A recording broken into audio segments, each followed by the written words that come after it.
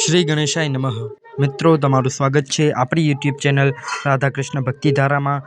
આજે આપણે મહાશિવરાત્રિ તહેવાર નિમિત્તે શિવજીના 12 જ્યોતિર્લિંગની કથા સાંભળીશું. તો ચાલો શરૂ કરીએ.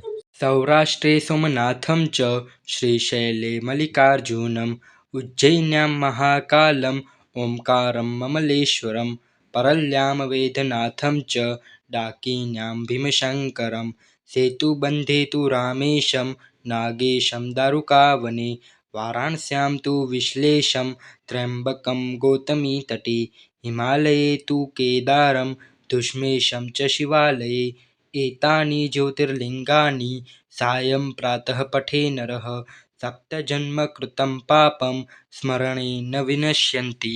સોમનાથ જ્યોતિર્લિંગ ગુજરાત. ચંદ્રની કથા. મહાત્મા દક્ષે પોતાની 27 પુત્રીઓ ચંદ્રને પરણાવી હતી. ચંદ્ર આ બધી પત્નીઓમાં જે રોહિણી હતી તેને ખૂબ જ ચાહતો હતો. તેથી રોહિણી સિવાયની સ્ત્રીઓ દુઃખી થઈ પિતાના ઘરે ચાલી ગઈ અને પિતાને સઘળી હકીકત જણાવી. પિતા દક્ષ જમાઈ ચંદ્ર પાસે આવ્યા, શાંતિથી સમજાવ્યા છતાં ચંદ્રના વર્તનમાં કોઈ પરિવર્તન ન આવ્યું. આથી દુઃખી દક્ષે ચંદ્રને શ્રાપ આપ્યો, તે મારી વાતની અવજ્ઞા કરી વર્તન ન સુધાર્યો, તેથી તું ક્ષયરોગી થા. તે જ વખતે ચંદ્ર ક્ષયરોગી થયો, ક્ષીણ થયો. તેથી હાહાકાર મચી ગયો. દેવો તથા ઋષિઓ વિહીવર બન્યા. ત્રિલોકમાં દેવો સંતપ્ત બની ચંદ્રને શાપ મુક્ત કરાવવા બ્રહ્માજી પાસે ગયા. ત્યારે બ્રહ્માજીએ તેનો ઉપાય સૂચવતા કહ્યું, ચંદ્ર પ્રભાસ નામના ઉત્તમ સ્થળે જઈ શિવલિંગ સ્થાપી મૃત્યુંજય મંત્રના વિધિયુક્ત અનુષ્ઠાન દ્વારા શિવની આરાધના કરે તો તે ક્ષયરોગમાંથી મુક્ત બનશે. ચંદ્રે બ્રહ્માજીના કહ્યા પ્રમાણે પ્રભાસ તીર્થમાં જઈ શિવની આરાધના શરૂ કરી. તેમણે 10 કરોડ મંત્ર વડે શિવનું પૂજન કર્યું. તેથી શિવજી પ્રસન્ન થયા. તેમણે ચંદ્રને વરદાન માંગવા કહ્યું.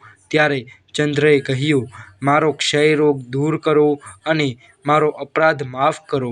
શિવે કહ્યું, હે ચંદ્ર, એક પક્ષમાં નિત્ય તારી કરાઓ ક્ષીણ થશે અને બીજા પક્ષમાં તે કરાઓ વધવા લાગશે. આમ શ્રાપ મુક્ત ચંદ્રે સ્તુતિ કરી. તેથી નરાકાર શિવ ત્યાં સાકાર થયા અને સોમેશ્વર નામે ત્રિલોકમાં પ્રખ્યાત થયા. તે રોગોનો નાશ કરનાર છે. દેવોએ સ્થાપેલો કુંડ ચંદ્રકુંડ તરીકે પ્રખ્યાત છે. તે પાપોનો નાશ કરનાર છે. એમાં સ્નાન કરનાર સર્વ પાપમાંથી છૂટે છે. અસાધ્ય રોગો પણ મટી જાય છે. મલ્લિકાર્જુન જ્યોતિર્લિંગ આંધ્રપ્રદેશ. કાર્તિકેયની કથા. શિવપુત્ર કાર્તિકેય પૃથ્વીની પરિક્રમા કરી જ્યારે કૈલાસ પર્વત પર આવ્યા ત્યારે દેવર્ષિ નારદે આવી તેમને પોતાની બુદ્ધિથી ભરમાવ્યા હતા. તેથી તેઓ ક્રોચ પર્વત પર જતા રહ્યા. તે વખતે માતા પાર્વતી ખૂબ જ દુઃખી થયા. ભોળાનાથે દેવર્ષિને કાર્તિકેયને પાછા લાવવા મોકલ્યા, પર કાર્તિકેય માન્યા નહીં. તેથી દેવર્ષિ ત્યાંથી નિરાશ થઈ ભોળાનાથ પાસે પાછા આવ્યા. આથી દેવી પાર્વતી અને ભોળાનાથ પુત્રના વિયોગના દુઃખથી પીરાઈ પુત્રના સ્થાને ગયા. તેથી પુત્ર 3 યોજન દૂર ચાલ્યા ગયા. જેથી જ્યોતિ રૂપ ધારણ કરીને તેઓ ક્રોચ પર્વત પર રહી ગયા. પુત્ર પ્રેમને કારણે દર મહિને અમાસે પૂનમે શિવ અને શિવા મળવા જતા. તે વખતથી માંડી મલ્લિકાર્જુન નામે એ લિંગ ત્રણે જગતમાં જાણીતું બન્યું. મલ્લિકા એટલે શિવા અને અર્જુન એટલે શિવ. એમ એ લિંગમાં બંનેની જ્યોતિ પ્રતિષ્ઠિત છે. આ લિંગની પૂજા તથા દર્શન કરનાર અનેક પાપોમાંથી છુટકારો મેળવી સદ્ગતિ પામે છે. મહાકાલેશ્વર જ્યોતિર્લિંગ મધ્યપ્રદેશ. બ્રાહ્મણની કથા. અવંતી નગરીમાં એક વિદ્વાન અને વેદોનો જાણકાર બ્રાહ્મણ રહેતો હતો. તેને 4 પુત્રો હતા. તેમાં સૌથી મોટો દેવપ્રિય, બીજો પ્રિયમેઘા, ત્રીજો સુકૃત તથા ચોથો સુવ્રત હતો. તે સમયે રત્નમાલા પર્વત પર દૂષણ નામનો મોટો અસુર રહેતો હતો. બ્રહ્માના વરદાનને કારણે તેણે આખા જગતને તુષ્કારી નાખ્યો હતો. તેણે દેવોને જીતી લઈ તેમના સ્થાનો પચાવી પાડ્યા હતા. તેણે વેદધર્મો તથા સ્મૃતિધર્મોનો પણ નાશ કર્યો હતો. આ દૂષણ પોતાના 4 મોટા દૈત્યો દ્વારા બ્રાહ્મણોને વિનાશ કરવા લાગ્યો. બ્રાહ્મણો આ દૈત્યોનો ઉત્પાત જોઈ ખૂબ જ દુઃખી થયા. ત્યારે વેદપ્રિય તેમને કહ્યું, આપણી પાસે દુષ્ટોને ડરાવવાનું મોટું સૈન્ય નથી, તેથી આપણે સૌ શિવની આરાધના કરીએ, તે આપણું રક્ષણ કરશે. આમ કહી બ્રાહ્મણો પાર્થિવ શિવલિંગની પૂજામાં સતત મગ્ન રહેવા લાગ્યા. દૂષણે તેમને જોઈ આજ્ઞા કરી કે આ બ્રાહ્મણોને મારી નાખો. તે જ સમયે પાર્થિવ લિંગના સ્થાને મોટો ખાડો થઈ ગયો.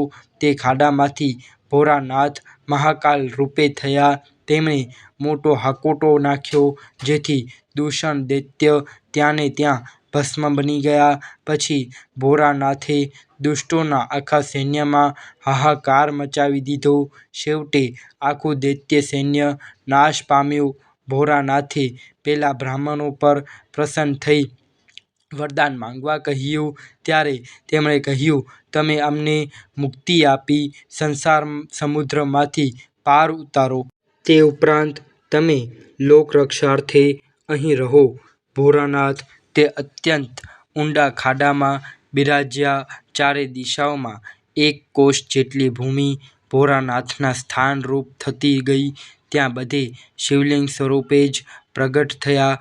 એ સદાશિવ મહાકાલેશ્વર નામે જાણીતા થયા. તેમના દર્શનથી ભાવિકોના મનોરથ સફળ થયા. ઓમકારેશ્વર જ્યોતિર્લિંગ મધ્યપ્રદેશ વિંધ્યાચલની કથા. એકવાર નારદ મુનિ વિંધ્યાચલ નામના પર્વત પર જઈ શ્રદ્ધાભાવથી શિવનું પૂજન કરવા લાગ્યા. ત્યારે વિંધ્યાચલ પર્વતે મારામાં બધું છે એવો ભાવ ગર્વ સાથે કહેતા નારદે નિશાસો નાખ્યો. પર્વતે એનું કારણ પૂછતા નારદજીએ કહ્યું, તમારામાં બધું છે છતાં મેરુ પર્વત કરતાં ઘણો ઊંચો છે. દેવોમાં તેનો ભાગ ગણાય છે. એ વસ્તુ તમારામાં નથી. આ સાંભળી વિંધ્યાચલ સંતાપ કરવા લાગ્યો. તે શિવજીના શરણે ગયો. તેણે 6 મહિના સુધી શિવજીનું પૂજન કર્યું.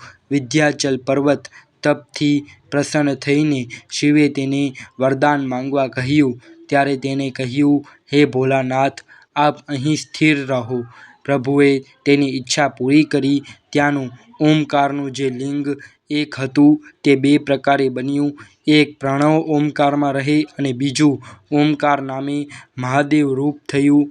આ બંને શિવલિંગો ઇચ્છિત ફળ દેનાર, મોક્ષ અને ભોગ દેનાર છે. કેદારનાથ જ્યોતિર્લિંગ નરનારાયણની કથા. હે જ્ઞાની બ્રાહ્મણો, શ્રી વિષ્ણુના નર તથા નારાયણ નામના અવતારો બદ્રિકાશ્રમમાં તપ કરતા હતા. તેઓ બંનેએ પાર્થિવ શિવલિંગની પૂજા માટે શિવજીને પ્રાર્થના કરી હતી. જેથી તેઓએ શિવલિંગમાં પધારતા હતા. બંને ભોળાનાથનું પૂજન કરતા હતા. શિવે પ્રસન્ન થઈ વરદાન માંગવા કહ્યું. ત્યારે નારાયણે કહ્યું, હે દેવેશ્વર, આપ જો પ્રસન્ન થયા હો તો આપ પોતાના સ્વરૂપે અહીં સ્થિત થાઓ. આથી શિવ હિમના સ્થાન રૂપ કેદાર ક્ષેત્રમાં જ્યોતિ સ્વરૂપે વસી રહ્યા. એકવાર પાંડવોને જોઈ કેદારેશ્વર પાંડાના સ્વરૂપ ધારણ કરી માયાનો આશ્રય લઈ તેમને મોહમાં નાખ્યા હતા. જ્યારે કેદારેશ્વરને પલાયન થવાની ક્ષણ આવી ત્યારે પાંડવોએ તેમનું પૂંછડું પકડી ઊભા રાખ્યા. ત્યારે પાંડો માથું ઝુકાવીને ઊભો રહી ગયો. આથી ભોળાનાથ એ જ સ્વરૂપે ત્યાં સ્થિર થયા. તેમના મસ્તકનો ભાગ નેપાળમાં ગયો છે અને કેદારનાથના દર્શન કરનાર ભારત ખંડનો સ્વામી થઈ સર્વનો મહારાજ બને છે. કેદાર ક્ષેત્રમાં ભોળાનાથ હંમેશ બિરાજમાન રહે છે. તેમના દર્શન પૂજનથી માનવી ઘણા પાપોમાંથી છુટકારો મેળવે છે. ભીમાશંકર જ્યોતિર્લિંગ મહારાષ્ટ્ર ભીમદૈત્યની કથા. પૂર્વે કર્કટ નામના રાક્ષસની પત્નીએ કર્કટી નામની પુત્રીને જન્મ આપ્યો. એના લગ્ન વિરાધ સાથે થયા હતા. રામ દ્વારા એનો વધ થયા બાદ કર્કટી માતા પિતા સાથે રહેવા લાગી. એના માતા પિતા અગસ્ત્ય મુનિના શિષ્ય સુતીક્ષ્ણને ભક્ષણ કરવા લાગ્યા ત્યારે મુનિએ તેમને ભસ્મ કરી નાખ્યા. એકલી પડેલી કર્કટીને જોઈ કુંભકર્ણે એના પર બળાત્કાર કર્યો અને તેને ત્યાં જ ત્યજી લંકામાં ચાલ્યો ગયો. પછી કર્કટીએ ભીમ નામના બાળકને જન્મ આપ્યો. ભીમ નાનપણથી જ ખૂબ જ ભયંકર પરાક્રમી હતો. તેણે માતા પાસેથી જાણ્યું કે તેના પિતા કુંભકર્ણને હરાવવા મનથી સંકલ્પ કરી તપ કરવા રવાના થયો. તેણે 1000 વર્ષ સુધી તપ કરી બ્રહ્માને પ્રસન્ન કરી અતુલ બળ માંગ્યું. તેણે અપાર બળ વડે સર્વ દેવોને જીતી સ્વર્ગમાંથી કાઢી મૂક્યા. તેણે શ્રી વિષ્ણુને પણ યુદ્ધમાં જીતી કામૂર દેશના રાજા સુદક્ષિણને હરાવી તેનું સર્વસ્વ લઈ કેદ કર્યો હતો. આ રાજા ભોળાનાથનો ભક્ત હતો. તેણે કેદખાનામાં ભોળાનાથની પાર્થિવ મૂર્તિ બનાવી એકાંતમાં શંભુનું પૂજન કર્યું. તેની પત્ની દક્ષિણા એ પણ શિવ પૂજા કરવામાં મશગુલ બની ગઈ. તેમણે શિવને પ્રસન્ન કર્યા અને ભીમનો નાશ કરવા પ્રાર્થના કરી. શિવે કહ્યું, અભિમાની ભીમને હું અવશ્ય હણીશ. શિવની આરાધના કરતા સુદક્ષિણને જોઈ કોઈએ ભીમદૈત્ય પાસે જઈ કહ્યું, રાજા તમારા માટે અભિચારિક પ્રયોગમાં મગ્ન છે. આ સાંભળી ભીમદૈત્ય તલવાર લઈ તેની હત્યા કરવા માટે તેની પાસે આવ્યો. ત્યારે પાર્થિવ શિવલિંગમાંથી શિવ પ્રગટ થઈ તેની રક્ષા કરી. ભીમની તલવારના શિવે પિનાક ધનુષથી કટકા કર્યા. તે પછી શિવગણો તથા રાક્ષસોના સૈન્ય વચ્ચે ભીષણ યુદ્ધ થયું. ભીમે શિવ સામે ત્રિશૂળ ફેંક્યું ત્યારે શિવે તેના ટુકડા કરી નાખ્યા. આ વખતે નારદજીએ કહ્યું, હે ભોલેનાથ, આ ભીમદૈત્યનો જલ્દી નાશ કરવો યોગ્ય ગણાશે. ભોળાનાથે મોટો હાકોટો નાખી હાકોટા રૂપી આગથી રાક્ષસોના ટોળાને સાથે ભીમને પણ ભસ્મ કરી નાખ્યો. ત્યારે દેવો તથા મુનિઓ પ્રસન્ન થઈ તેમને ત્યાં સ્થિત થવા માટે કહેવા લાગ્યા, પ્રાર્થના કરવા લાગ્યા. તેથી શિવ ત્યાં ભીમાશંકર નામે રહ્યા. આ રીતે ભીમેશ્વર જ્યોતિર્લિંગ પૂજાવા લાગ્યો. કાશી વિશ્વનાથ શિવલિંગ. શિવ અને શિવાની કથા.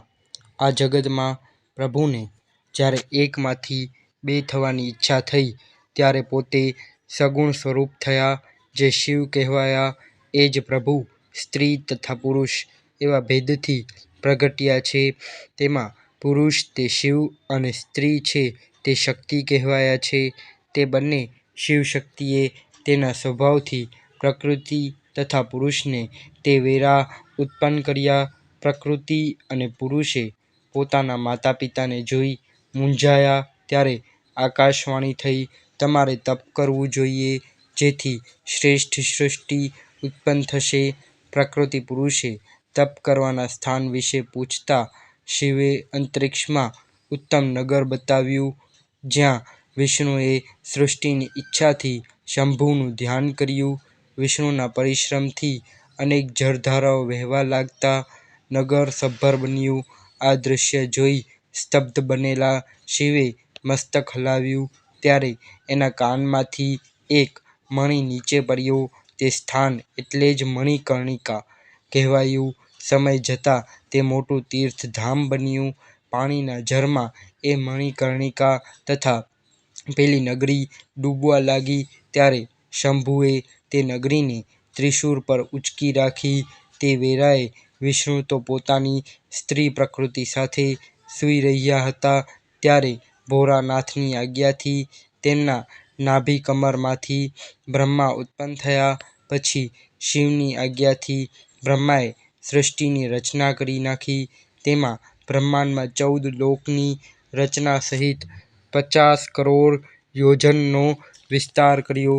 બ્રહ્માંડના પ્રાણીઓ કર્મથી બંધાયેલા હોય તેઓ મને કઈ રીતે જાણી શકે એમ માની શિવે 5 ગાંવના વિસ્તારવાળી નગરી ત્રિશૂળ પરથી મુક્ત કરી, જે મોક્ષદાયક કાશી નગરી તરીકે પ્રતિષ્ઠિત થઈ. ત્યાં શિવજીએ આવિમુક્ત નામે જ્યોતિર્લિંગ સ્થાપ્યું અને આ શિવજીએ આ કાશી નગરીને મનુષ્ય લોકમાં મૂકી છે.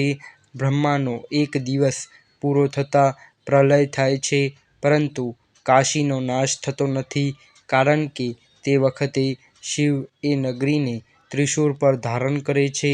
પુનઃ બ્રહ્મા સૃષ્ટિને રચે છે ત્યારે શિવ કાશીને એને સ્થાને સ્થાપિત કરે છે. તે નગરી કર્મોનો નાશ કરે છે, તેથી પણ તેને કાશી કહેવામાં આવે છે. કાશીમાં રહેલું અવિમુક્તેશ્વર લિંગ મુક્તિ દેનારું છે. જેમની સદ્ગતિ ક્યાંય ન થાય તેમની સદ્ગતિ કાશીમાં થાય છે. તે પવિત્ર, મંગળ અને પાપ ધોનારો શિવલિંગ છે. ત્ર્યંબકેશ્વર જ્યોતિર્લિંગ. ગૌતમની કથા. અગાઉ ગૌતમ નામે શ્રેષ્ઠ ઋષિએ બ્રહ્મ નામે પર્વત પર 10,000 વર્ષ સુધી તપ કર્યું હતું. કોઈ કાળે ત્યાં 100 વર્ષ સુધી ભયંકર અનાવૃષ્ટિ થઈ, સહેજ પણ વરસાદ ન પડ્યો. આથી ગૌતમે વરુણને ઉદ્દેશીને તપ કર્યું. વરુણ દેવે પ્રસન્ન થતાં વરદાન માંગવા કહ્યું. ત્યારે ગૌતમે વરસાદની માંગણી કરી. વરુણે કહ્યું, દેવોની આજ્ઞાને ઓળંગીને હું વરસાદ તો ન આપી શકું, પણ તમે એક ખાડો કરો.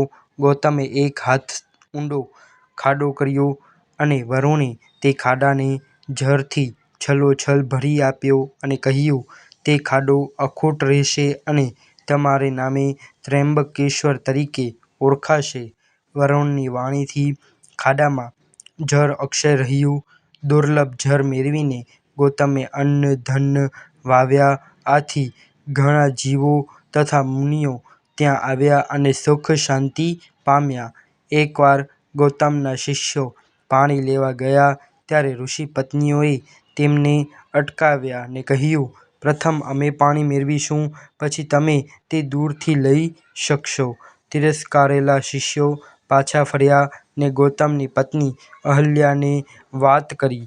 એટલે અહલ્યા પોતે જઈને પાણી લાવી શિષ્યોને આપ્યું. આમ દરરોજ થવા લાગ્યું. આથી ઋષિ પત્નીઓ અહલ્યા પર ગુસ્સે થઈ અને પોતાના પતિ સમક્ષ ઉલટી રીતે રજૂઆત કરી. આથી તે મહર્ષિઓ ગૌતમ ઋષિ પર ક્રોધે ભરાયા. તેમણે ગણેશજીની આરાધના કરી. ગણેશજીએ પ્રસન્ન થઈ વરદાન માંગવા કહ્યું. ત્યારે ઋષિઓએ કહ્યું, તમે અમારા પર પ્રસન્ન હોવ તો ગૌતમ ઋષિને બહાર કાઢો. ગણેશજીએ કહ્યું, તમે લોકો આ યોગ્ય નથી કરતા. આ માટે ગણેશજીએ ઋષિઓને સમજાવ્યા, છતાં ના માનતા ગણેશજી ઋષિઓની ઈચ્છા પૂર્ણ કરવા માટે ગણેશજી દુબળી ગાય બની ડાંગર તથા જવને ઓરંગવા લાગ્યા. ગૌતમે ઘાસના ગુચ્છાથી ગાયને અટકાવવા જતાં ગાય નીચે પડી ગઈ અને મૃત્યુ પામી. આ જોઈ બધા ઋષિઓ બોલ્યા, અરે, ગૌહત્યા થઈ ગઈ. પેલા બ્રાહ્મણોએ ગૌતમ ઋષિનો તિરસ્કાર કર્યો ને આશ્રમ છોડી જવા કહ્યું. તેમણે અહલ્યાને પણ કડવા વચન સંભળાવ્યા અને પથ્થરો મારી ત્રાસ આપવા માંડ્યા. તેઓ કહેવા લાગ્યા, તમે 3 વાર આખી પૃથ્વીની પ્રદક્ષિણા કરી તમારું પાપ દરેક જગ્યાએ પ્રગટ કરો અને 1 મહિનાનું મૌન વ્રત કરો. પછી 101 વાર આ બ્રહ્મ પર્વતની પ્રદક્ષિણા કરી શુદ્ધિ પ્રાપ્ત કરો, અથવા તમે ગંગાને અહીં લાવી તેમાં સ્નાન કરી 1 કરોડ પાર્થિવ શિવલિંગની સ્થાપના કરો અને ભોળાનાથનું પૂજન કરો. પ્રથમ ગંગા સ્નાન કરી 100 ઘડાના જળથી પાર્થિવ લિંગને સ્નાન કરાવશો તો તમારું પ્રાયશ્ચિત થશે. પછી પત્ની સહિત ગૌતમ ઋષિએ ભોળાનાથનું પૂજન કરતા શંભુએ પ્રસન્ન થઈ વરદાન માંગવા કહ્યું, મને ગૌહત્યાના પાપમાંથી મુક્ત કરો. ત્યારે શિવજીએ કહ્યું, તમે સર્વકાળ પાપરહિત છો. આ દુષ્ટ ઋષિઓએ કપટ કરી તમને ભજવ્યા છે. તેઓ દુરાચારી અને ગૌહત્યારા છે. તેમને શુદ્ધ થવા માટે ક્યાંય પ્રાયશ્ચિત નથી કર્યું.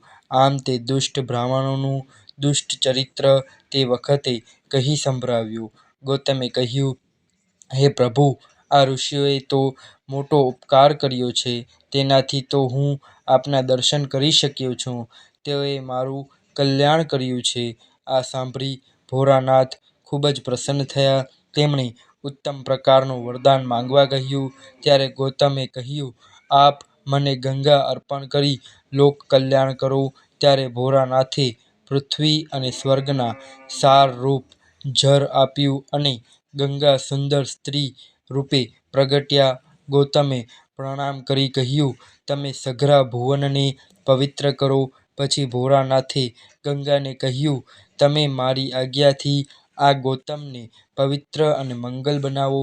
ત્યારે ગંગાએ કહ્યું, હે પ્રભુ, પરિવાર સહિત ગૌતમ ઋષિને પવિત્ર કરીને હું મારા સ્થાને જતી રહીશ. ત્યારે ભક્તવત્સલ ભોળાનાથે કહ્યું, હે દેવી, 28મા વૈવસ્તુ મનુ થયા અને જ્યાં સુધી કલિયુગ જતો રહે ત્યાં સુધી તમારે અહીં રહેવું.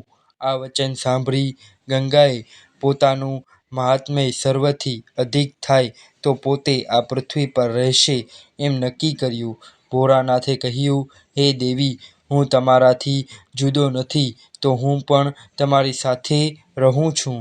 તમે પણ અહીં રહો. પ્રસન્ન થયેલા ગંગાએ ભોળાનાથની પૂજા કરી. વૈદ્યનાથેશ્વર જ્યોતિર્લિંગ રાવણની કથા. રાવણે કૈલાસ પર જઈ ભોળાનાથનું આરાધન કરી ઘણા સમય સુધી તપ કર્યું, પરંતુ શિવ પ્રસન્ન ન થતાં તેણે હિમાલય પર્વતની જમણી બાજુએ એક ખાડો કરી અગ્નિનું સ્થાપન કરીને તપ કરવાનું શરૂ કર્યું. તેણે ઉનાળામાં પંચાગ્નિ વચ્ચે, શિયાળામાં જળ વચ્ચે આરૂઢ થઈ તેમજ ચોમાસામાં ભૂમિશયન કરી તપ કર્યું, છતાં શિવ પ્રગટ ન થયા. એણે પોતાના મસ્તકો કાપીને અગ્નિમાં હોમી દીધા. જ્યારે એક માથું બાકી રહ્યું ત્યારે ભોળાનાથ પ્રગટ થયા. પ્રભુએ તેના બધા માથા એમને એમ પાછા દીધા અને ઉત્તમ બર પ્રદાન કર્યું. શિવે તેને વર માંગવા કહ્યું. ત્યારે તેણે પ્રભુને કહ્યું, હું આપને લંકા લઈ જવા માંગુ છું. આપ મારી ઈચ્છા પૂરી કરો. રાવણના આ વરથી ભોળાનાથ ઉદાસ થયા. તેમણે રાવણને એક લિંગ આપ્યું અને કહ્યું, આ ઉત્તમ લિંગ છે. તેને તું તારા ઘરે લઈ જા. તું એને જ્યાં મૂકીશ ત્યાં સ્થિર થઈ જશે. પછી તું ઈચ્છીશ તેમ જ થશે. રાવણ લિંગ લઈ પોતાના નિવાસ પર ચાલ્યો. રસ્તામાં ભોળાનાથની માયાથી તેને મૂત્રત્યાગની ઈચ્છા થવા લાગી. તેણે તે લિંગ એક ગોવાળિયાના હાથમાં આપ્યું. ગોવાળિયો લિંગ પકડીને ઊભો રહ્યો. લિંગનો અતિશય ભાર લાગતા ગોવાળિયાએ અકળાઈને તે લિંગ નીચે મૂકી દીધું અને તે ત્યાં સ્થિર બન્યું. આ લિંગ સર્વકામના સિદ્ધ કરનારું ઉત્તમ જ્યોતિર્લિંગ છે. તે સ્થળે બધા દેવો તથા બ્રહ્મા વિષ્ણુ આવ્યા. તેમણે શિવલિંગની પૂજા કરી. તેને વૈદ્યનાથ નામથી જાહેર કરીને તેની સ્તુતિ કરી. નાગેશ્વર જ્યોતિર્લિંગ ગુજરાત. દારૂક દારૂકાની કથા. એક સમયે સમુદ્ર તટ પરના વનની દેખભાળ દારૂકા નામે રાક્ષસી કરતી હતી. દેવી પાર્વતીના વરદાનથી દારૂકા અને તેનો પતિ દારૂક ત્યાંના દેવોને ત્રાસ આપવા લાગ્યા. તેમણે ધર્મનો પણ નાશ કર્યો હતો. આથી તેઓ ઔરવ ઋષિને શરણે ગયા. ઋષિઓએ દારૂક દારૂકાને શ્રાપ આપ્યો. તેઓ યજ્ઞોનો ધ્વંસ કે પ્રાણીઓની હિંસા કરશે તો આપોઆપ વિનાશ પામશે. દેવોએ રાક્ષસના શ્રાપનો કારણ જાણી તેમના પર આક્રમણ કરી ગભરાવી મૂક્યા. પરાજિત થવાના ભયથી દારૂકા દેવી પાર્વતીના વરદાનથી આખાય વનને સમૃદ્ધિ સાથે સમુદ્રમાં લઈ ગઈ નિર્ભય બની રહેવા લાગી. તે લોકો દરિયાઈ વાટે મુસાફરી માટે નીકળનારને પોતાના નગરે લઈ જઈ કેદ કરતા. કેટલાકને તેઓ મારી નાખતા આમ તેઓ લોકોને જરમાં ત્રાસ આપવા લાગ્યા. એકવાર દારૂકા રાક્ષસી કેટલાક રાક્ષસો સાથે સમુદ્રમાં વિહાર કરતી હતી. ત્યારે કેટલીક નૌકાઓને જોઈ રાક્ષસીએ તેને ઘેરી લીધી. સઘળા પ્રવાસીઓને બંદીવાન બનાવ્યા. તેમાં સુપ્રિય નામક એક વણિક શિવભક્ત હતો. તે શિવપૂજા સિવાય ભોજન ન કરતો. તેણે કેદખાનામાં પૂરેલા બંદીવાનોને શિવમંત્રો આપ્યા અને પાર્થિવ શિવલિંગની પૂજાનું મહાત્મ્ય પણ સમજાવ્યું. તેથી બધા કેદીઓ કેદખાનામાં શિવપૂજા કરવા લાગ્યા. દુષ્ટાત્મા રાક્ષસે સુપ્રિયને શિવપૂજા કરતો જોઈ મારી નાખવાની ધમકી આપી.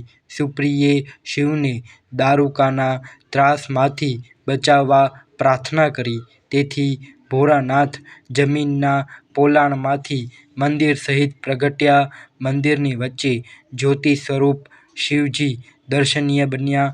તેમણે તે વૈશ્યને પાશુપતાસ્ત્ર આપ્યું. આ દિવ્ય શસ્ત્રથી તેણે રાક્ષસોનો નાશ કર્યો. શિવે સુંદર દેહ ધારણ કરી વરદાન આપ્યું, આજથી આ જગ્યા પાવન બનો. અહીં બ્રાહ્મણ, ક્ષત્રિય, વૈશ્યો અને શૂદ્રો પોતાના ધર્મ પાળો.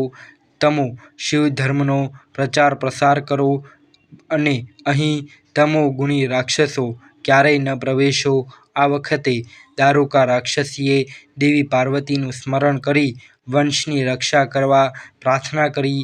ત્યારે પાર્વતીએ શિવને કહ્યું, હે નાથ, આપનું વચન યુગના અંતે સત્ય બનીને રહેશે, પણ ત્યાં સુધી તામસી સૃષ્ટિ થાઓ.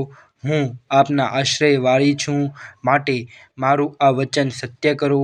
આ દારૂકા રાક્ષસી મારી શક્તિ છે. તે રાક્ષસોનું રાજ્ય રહેવા દો. રાક્ષસોની પત્નીઓ થકી જે પુત્રો થયા તે ભલે એક વનમાં રહે એવી મારી ઈચ્છા છે.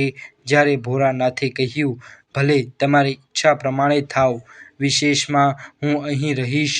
જે મનુષ્ય મારું શ્રદ્ધાથી પૂજન કરશે તે ચક્રવર્તી બનશે.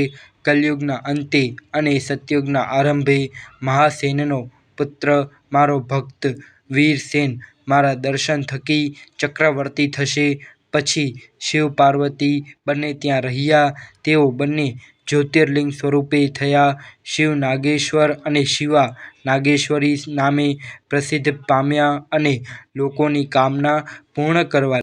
રામેશ્વર જ્યોતિર્લિંગ. શ્રી રામની કથા.